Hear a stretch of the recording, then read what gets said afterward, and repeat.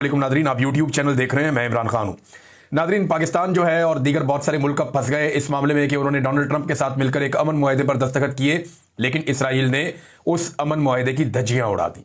इस वक्त जो लेटेस्ट सूरत हाल मेरे पास वो आपके सामने में रख देता हूं, और ये दुनिया भर के अखबार में, मीडिया में छप चुकी है कि इसराइल की गजा पर वहशियाना बमबारी इस वक्त जारी है और इसराइल के वजीर आजम नेतन्याहू ने इसका हुक्म दिया है और 46 बच्चों समेत 100 से जायद फलस्तीनी अब तक शहीद हो चुके हैं।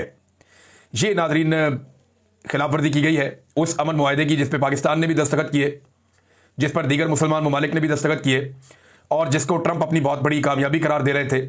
और जब ये दस्तखत हो रहे थे तो शहबाज शरीफ साहब ट्रंप के लिए तालियां पीट रहे थे और उनके लिए अमन के नोबेल इनाम का बार बार ऐलान कर रहे थे और ट्रंप को उन्होंने अपने माथे पे हाथ रखते हुए सैल्यूट भी किया शहबाज शरीफ ने। और बड़े गिरे हुए वजीर आजम वो नजर आए। पाकिस्तान की तारीख में कभी इस लो लेवल पे कोई वजीर आजम नहीं गिरा जिस तरह से शहबाज शरीफ साहब मशहूर हुए पूरी दुनिया में शू शाइन बॉय के तौर पे, और दुनिया ने उनको ये नाम दिया कि जूते पॉलिश करने वाला लड़का।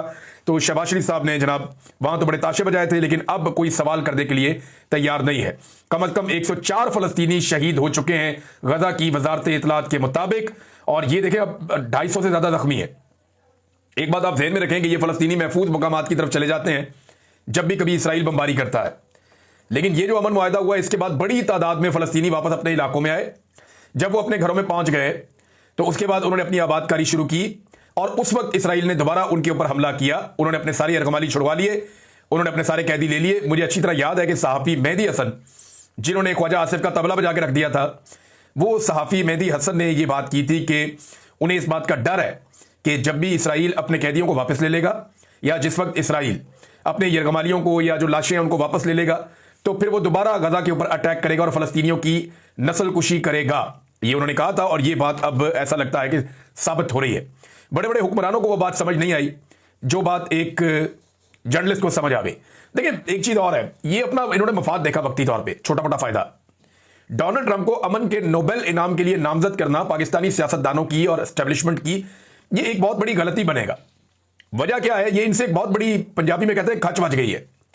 हुआ ये कि इन्होंने तो वक्ती फायदा लेने के लिए, ट्रंप को राजी रखने के लिए, अपने इक़्तिदार को तूल देने के लिए अमन के नोबेल इनाम के लिए उन्हें नामजद कर दिया। लेकिन अब ट्रंप जो जो करेगा, जब जब करेगा और जब जब कोई चीज उसके सामने आएगी, और वो आती रहती है, अमेरिका है, अमेरिका के अंदर ताकत बहुत ज्यादा है, फौज बहुत बड़ी है, तो छोटे मोटे पंगे तो वो करता ही रहता है। तो वो जब जब जो जो करेगा उसका रिएक्शन पाकिस्तान के अंदर फील्ड मार्शल और शहबाज शरीफ पे आएगा कि जनाब इन लोगों ने जाके मुलाकात की और उसके बाद अमन के नोबेल इनाम के लिए स्ट्रेट अवे नामजद कर दिया डोनाल्ड ट्रंप को, ये देखे बगैर कि इन्होंने फ्यूचर में करना क्या है। नादरीन, अब ये तो मैंने आपको खबर बताई कि सूरत हाल क्या है। पाकिस्तान तहरीक इंसाफ का इसके ऊपर एक ताज़ा रद्दअमल आया। एक पाकिस्तान तहरीक इंसाफ का इसराइल के गजा पर ताज़ा वहशियाना हमलों की शदीद तरीन मजम्मत। तहरीक इंसाफ गजा की मजलूम और महसूर आबादी पर इसराइली अफवाज के ताज़ा और वहशियाना फजाई हमलों की शदीद तरीन अल्फाज में मजम्मत करती है, जिनमें दर्जनों मासूम फलस्तीनी शहीद और जख्मी हुए हैं। ये हमले न सिर्फ इंसानी हकूक और बैनुल-अक़वामी कवानीन की सरी खिलाफवर्जी हैं, बल्कि यह हालिया जंगबंदी की खुली तौहीन और मशरिक़ वस्ता में अमन की हर कोशिश पर हमला है। तहरीक इंसाफ आलमी बरादरी, खसूसन अक़वाम मुत्तहिदा और OIC और मुस्लिम दुनिया से पुरजोर मुतालबा करती है कि वो इसराइल की बर्बरियत के खिलाफ फौरी, मौसर और इज्तमाई इक़दाम करें ताकि निहत्ते फ़लस्तीनी अवाम को मजीद कत्ल गारत, मुहासरे और तबाही से बचाया जा सके। पाकिस्तानी हुकूमत से इन्होंने कोई मुतालबा नहीं किया। पाकिस्तानी हुकूमत से भी मुतालबा करना चाहिए था ना कि आप ये इक़दाम उठाएं, तो पाकिस्तानी हुकूमत ने तो कोई इक़दाम नहीं उठाए।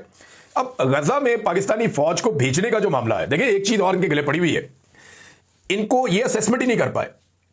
पाकिस्तान की जो एस्टेब्लिशमेंट है या रिजीम है, ये इस बात की असेसमेंट कर ही नहीं पाए। इनको अंदाजा ही नहीं था कि अगर ये जंगबंदी करवा भी देंगे तो नेतन्याहू और इसराइल जो है वो अपनी ताकत और अपने फैसले खुद करता है। उसे लगता है वो बहुत ताकतवर है, वो अपने फैसले खुद करेगा, तो जब दिल करेगा वो मुआहदा तोड़ देंगे। तो इनके दिमाग में ये बात पहले नहीं थी, ये धोखा खा गए। इन्हें लगा जी जंगबंदी ट्रंप ने करा दी, ट्रंप ने जो करवा दिया वो हो गई जंगबंदी, अब कोई बंदा नहीं मरेगा। वहां 100 शहीद कर दिए उन्होंने, 100 से ज्यादा। अब सवाल यह पैदा होता है कि जब ये अपनी फौजें वहां पे भिजवा देंगे तो इस बात की क्या गारंटी है कि इसराइल उस वक्त कोई अटैक नहीं करेगा या फलस्तीनियों को निशाना बनाना बंद कर देगा? इसकी तो कोई गारंटी नहीं है। और जो पाकिस्तानी फौजें वहां पे जाएंगी, क्या ये अपने साथ मिसाइल लेकर जाएंगे, आर्टिलरी लेकर जाएंगे? कुछ भी नहीं लेकर जाएंगे। इनके पास तो वो सिंपल वेपन होंगे जो नेटो इनको देगी या अमेरिका इनको देगा, कि इनके इस्तेमाल से या ये चीजें जो भी फराहम की जाएंगी उनके इस्तेमाल से इन्होंने हमास को गैर मुसल्लह करना है। और करना यह है कि इसराइली जो सरहदें हैं उनका तहफ़्फ़ुज़ करना, एक बफर जोन बनाना है बीच में, यानी इसराइल और गजा के बीच में एक ऐसा बफर जोन बनाना है जहां से फिर इसराइल को आइंदा कोई प्रॉब्लम ना हो, उनका मसला हमेशा के लिए हल हो जाए। तो एक्चुअली तो इन फौजों के जाने का मकसद बताया ये दिखाई दे रहा है, ट्रंप भी यही कह रहा है, इसराइल भी यही कह रहा है, उनका मीडिया भी यही कह रहा है। अब यहां एक और चंद सवालात है जो सवालात उठाए हैं मुस्तफा नवाज खोखर साहब ने, और ये भी बड़े अहम सवाल है। उन्होंने कहा जी आज नहीं तो कल गजा में मुजामती तहरीक शुरू होनी ही है, तो क्या हमारी अफवाज फिर गजा के लोगों के मद्दे मुकाबल खड़ी होंगी? सवाल है, क्योंकि देखें जब आप किसी को गुलामी में रखते हैं या कैद में रखते हैं तो वो मुजामत तो करता है। इंडिया की लगभग 10 लाख फौज है मकबूजा कश्मीर में, आज तक मुजामत खत्म नहीं हुई। लोग मुजामत करते हैं, बहुत बड़ी फौज के सामने भी मुजामत करते हैं। तो ये अगर 1 लाख फौज भी चली जाती है गजा में, सारे मुल्कों की मिला के 1 लाख बंदा भी वहां अगर पहुंचा दिया जाए, अव्वल तो इतना हो नहीं सकता, लेकिन अगर पहुंच भी जाए तो क्या फलस्तीनियों की मुजामत खत्म हो जाएगी? ये तो खत्म नहीं होगी। ये सवाल उन्होंने उठाया। उन्होंने कहा जी क्या हमारी फौज फिर गजा के लोगों के मद्दे मुकाबल खड़ी होंगी? नंबर 2, क्या हमास गैर मुसल्लह होगी? ये भी एक इंपॉर्टेंट क्वेश्चन है। नंबर 3, अगर हमास गैर मुसल्लह होने पर मान भी जाती है लेकिन उनके कुछ धड़े इनकार कर देते हैं, तो क्या फिर हम उनसे लड़ेंगे? आम सवाल है। क्या बॉर्डर मैनेजमेंट के लिए इसराइली नस्ल कुछ फौज के साथ कोई इश्तराक और वर्किंग रिलेशनशिप कायम की जा सकती है? देखिए इसमें पाकिस्तानी फौजियों को तो वो नहीं डालेंगे मेरे ख्याल में। ये वाला जो सवाल है, एक बात तो ठीक है कि जब आप बफर जोन बनाएंगे, बीच में एक फौज खड़ी होगी, तो इसराइल के साथ तो उनके ताल्लुकात फौज के होंगे, उनके साथ उनको गुफ्तशनीद करनी पड़ेगी। लेकिन मेरे ख्याल में इस काम के लिए वो अपने बंदे रखेंगे। ये जो हमारे फौजी जाएंगे ये बतौर एक छोटे दर्जे की फौज के काम करेंगे। जो मेन लोग हैं वो पहुंच चुके हैं, जैसा कि अमेरिकन फौजी हैं वो वहां पे आ गए और वो इसराइल के अंदर उनकी तस्वीर भी आई, वीडियोस भी आई। वो कमांड मेरे ख्याल में संभालेंगे और इसराइल के साथ वो डील करेंगे। और जो बाकी फौजें आएंगी मुसलमान मुल्कों की, उनके वो मास्टर्स बन जाएंगे, यानी वो उनको कमांड करेंगे, उन्हें बताएंगे जी क्या करना है क्या नहीं करना। तो इन फौजों को वो पीछे रखेंगे, फलस्तीन वाली साइड पे रखेंगे और इसराइल वाली साइड पे वो शायद खुद डील करेंगे। मुझे बताया ऐसा लगता है, लेकिन ये सवाल तो इंपॉर्टेंट है। नंबर 5 ये है कि हमारी दोनों सरहदों पर सूरत-ए-हाल कशीदा है, क्या हम हजारों की तादाद में फौजी भेजने के मुतहम्मिल हो सकते हैं? नंबर 6, हुकूमती अरकान से पूछे तो कंधे उचकाकर बेबसी में कहते हैं कि हमें गजा में अफवाज की तैनाती के बारे में कोई इल्म नहीं है। क्या रियासतें ऐसे चला करती हैं?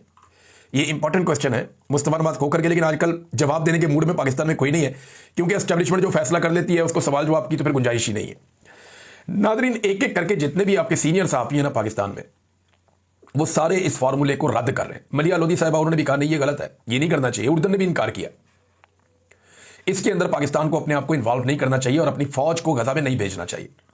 और ये जो सआदत वाला चूरन बेचा जा रहा है ना, तो अमरीकी सआदत तो आपको हासिल हो सकती है, इसके अंदर कोई आपको मस्जिद अक्सा में तो भेज नहीं रहे। लेकिन फिर भी मैं अपनी पुरानी बात को दोहराऊंगा कि जब ये मुसलमान मुल्कों की फौजें वहां पे पहुंचेंगी तो कुछ मनाजर जरूर दिखाए जाएंगे। यानी मनाजर दिखाए जाएंगे कि फलस्तीनी उनको फूलों के हार डाल रहे हैं, गले मिल रहे हैं, प्यार कर रहे हैं। ये इब्तदाई तौर पर ये चीजें होंगी और बड़ी अच्छी डॉक्यूमेंट्रीज बना के बड़े जबरदस्त स्लोमोस बनेंगे, बड़ी अच्छी प्रोडक्शन की जाएगी। इंडोनेशिया की फौजियों की जो तस्वीर और वीडियोज है वो इंडोनेशिया जाएंगी, पाकिस्तानी फौजियों की जो तस्वीर और वीडियोज है वो पाकिस्तान आएंगी। बड़े ज़बरदस्त किस्म के इस्लामी म्यूज़िक उसके ऊपर लगेंगे। इंडोनेशिया अपनी ज़बान में म्यूज़िक लगाएगा, हम अपनी ज़बान में म्यूज़िक लगाएंगे, कुछ अरबी में चलेगा। तो ये एक माहौल बनाया जाएगा कि उम्मत मुस्लिमा इकट्ठी होकर फ़लस्तीनियों की हिफाजत के लिए आ गई। लेकिन एक्चुअली वो नहीं है।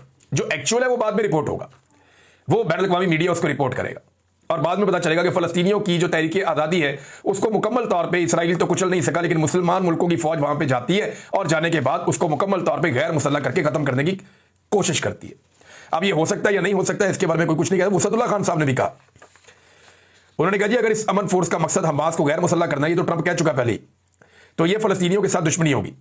ना कहने के हज़ार तरीके हैं, आप कर सकते हैं। मेरे ख्याल में ये दलदल है। हैरत की बात यह है कि इसराइल भी इस अमन फोर्स पर राजी है, पता नहीं इसमें इसकी क्या चाल है। ये जनाब वसतुल्लाह खान साहब ने भी कहा।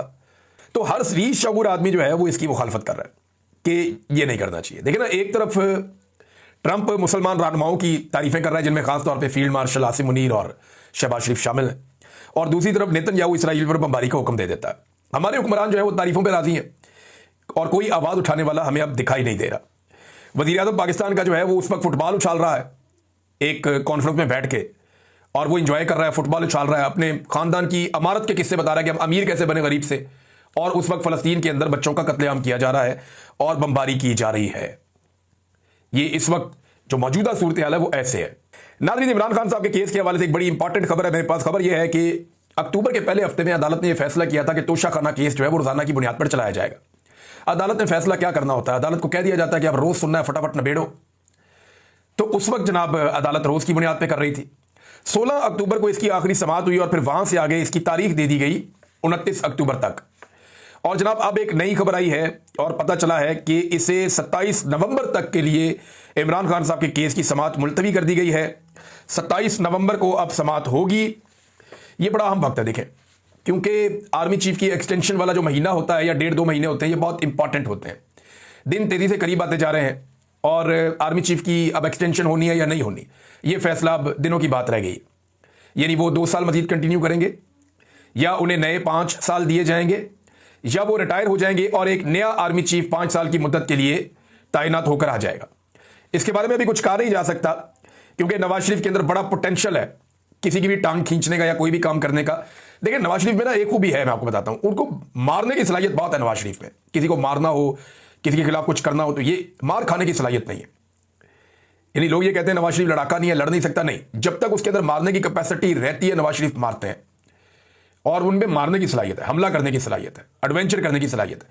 लेकिन मियां नवाज शरीफ में मार खाने की हिम्मत नहीं है। कभी भी आप देखें उन्होंने तारीख में मार नहीं खाई, हमेशा मारने की कोशिश की है।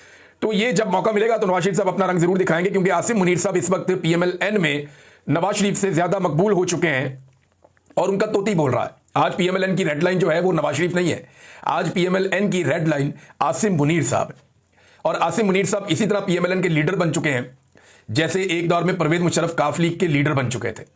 ये बदकिस्मती होती है पॉलिटिकल पार्टी में, लेकिन ऐसा लगता है कि मुस्लिम लीगियों की किस्मत में यही है, कभी एक डिक्टेटर, कभी दूसरा डिक्टेटर, कभी तीसरा डिक्टेटर। बहरहाल अभी इस वक्त जो है वो नवाज शरीफ साहब की मकबूलियत काफी कम है आसिम मुनीर साहब के मुकाबले में, और वो भी मैं उनकी पार्टी की बात कर रहा हूं, बाहर की बात नहीं कर रहा। तो नाज़रीन अब इमरान खान साहब का केस फिर लमका दिया गया कि ये नवंबर वाला जो कंडा है ये निकल जाए पहले। हो सकता है उन्हें आने वाले दिनों में मुलाकातों में मजीद मुश्किलात पेश आए, या पाकिस्तान तहरीक इंसाफ अगर कोई तहरीक चलाना चाहती है तो इमरान खान साहब से उनकी मुलाकातें रुकवा दी जाएं। खैबर पख्तूनख्वा में इमरजेंसी का इंदिया भी दिया है। बैरिस्टर अकील ने यह बात की है, ये हुकूमती रुकन है, इस वक्त हुकूमत के बहुत करीबी हैं, और इन्होंने यह कहा कि हो सकता है कि हम एक इमरजेंसी में लगानी पड़ जाए। बल्कि कुछ लोग आफ्ताब शेरपाव का नाम भी दे रहे हैं कि आफ्ताब शेरपाव को शायद बना दिया जाए खैबर पख्तूनख्वा में गवर्नर, कुंडी को हटा के, और वो जो आफ्ताब शेरपाव है उससे फिर अपनी मर्जी का काम ले लिया जाए, क्योंकि उन लोगों के एस्टेब्लिशमेंट के साथ अच्छे ताल्लुकात हैं शेरपाव वालों के। तो ये भी अब कहानियां आ रही है कि खैबर पख्तूनख्वा में इमरजेंसी लगाई जा सकती है। देखिए ऑपरेशन की सूरत तो बनाई जा रही। ख्वाजा आसिफ साहब ने जो धमकी लगाई है अफगानिस्तान के साथ, जो उन्होंने अब जबान इस्तेमाल की है वजीर दिफा ने, पाकिस्तान एक बड़ा मुल्क है, एक एटमी मुल्क है, एटमी मुल्क का वजीर दिफा जब बोलता है तो बड़ा मुहतात बोलता है। छोटे छोटे मुल्कों के वजीर दिफा भी एहतियात से काम लेते हैं, लेकिन ख्वाजा आसिफ साहब ने जिस तरह बात की है उससे उनकी फ्रस्ट्रेशन दिखाई दे रही। वो उन्होंने काफ़ी ज़्यादा तालिबान के ऊपर रगड़ा दिया, और साथ उन्होंने ये कहा कि अफगान हुकाम के जहरीले बयान ये जाहिर करते हैं कि तालिबान हुकूमत में इंतशार और धोखाधड़ी बतदरीज मौजूद है। तालिबान रजीम को ख़त्म करने या उन्हें घरों में छुपने पर मजबूर करने के लिए अपनी पूरी ताकत इस्तेमाल करने की हरगिज़ ज़रूरत नहीं है। अलबत्ता तालिबान रजीम की अगर ख्वाहिश हो तो तोरा बोरा में माजी की शिकस्त के मनाजिर जहां वो दुम दबाकर भागे थे, दोबारा देखना यकीनन अक़वाम आलम के लिए एक नया दिलचस्प मंजर होगा। इस तरह की जुबान एक वज़ीर दिफा इस्तेमाल कर रहे हैं। इससे तो फायर फाइटिंग नहीं होगी, इससे तो जो है फ्यूलिंग होगी, आग मजीद भड़केगी। तालिबान रजीम सिर्फ अपनी काबत हुक्मरानी बरकरार रखने और जंगी मईशत को बचाने के लिए अफगानिस्तान को एक तनाज़े में धकेल रही है। अपनी कमजोरी और जंग के दावों की खोखली हकीकत को बखूबी जानने के बावजूद वो तिबले जंग बजाकर बज़ाहिर अफगान अवाम में अपनी बिगड़ती हुई साख बचाने की नाकाम कोशिश कर रहे हैं। अगर वो दोबारा अफगानिस्तान और अफगानिस्तान के अवाम को तबाह करने पर मसर हैं तो फिर जो भी होना है वो हो जाए। फिर वो ये कहते हैं कि जहां तक ग्रेवयार्ड ऑफ अंपायर्स के बयानिए का ताल्लुक है कि अफगानिस्तान जो है वो रियासतों का कब्रिस्तान है, पाकिस्तान इसको एम्पायर नहीं कहता, लेकिन अफगानिस्तान तालिबान की वजह से अपने ही लोगों के लिए कब्रिस्तान से कम नहीं है। ये कभी सल्तनतों का कब्रिस्तान तो नहीं रहा, अलबत्ता हमेशा बड़ी ताकतों के खेल का मैदान जरूर रहा है कि उन्होंने यहां पे आके जंगें खेली हैं। तो फिर इन्होंने खबरदार किया कि जो वो काम कर